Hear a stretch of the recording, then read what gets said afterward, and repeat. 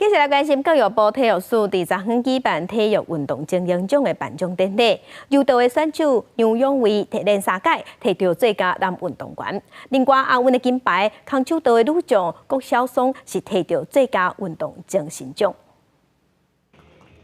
一堆体育界的高人拢来到这做伙翕相，一看过去拢是体育明星。体育署25举行体育运动精英奖的颁奖，这场重要盛事会使讲是杭州亚运的点钟录。柔道男神杨永伟是面对做伙入围的阿妈王助理李凯，佮一摆得奖完成最佳查甫运动员3连霸。2024即在眼前，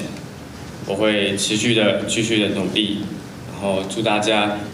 自己达成自己心中最想要的那个成绩跟目标。在杭州亚运内面，剩上尾5秒嘛，逆转摕到金牌的空手道女将郭晓松，是含亚照练的女神郭幸顺等等做伙入围，落尾得奖摕到最佳运动精神奖。想要谢谢我运动生涯中所有的教练跟老师，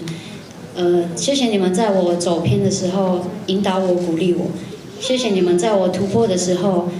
拥抱我、肯定我。行政院长陈建仁在致辞的时阵强调，面对国际运动好手的挑战，咱的运动好手永远袂放弃，全力一直拼，让世界看到台湾。卓越非常好的成绩哦，我们现在变成了一个很重要的体育的强国啊，所以我们看到大家坚韧的这个意志跟绝佳的这个团队的精神哦，让国人都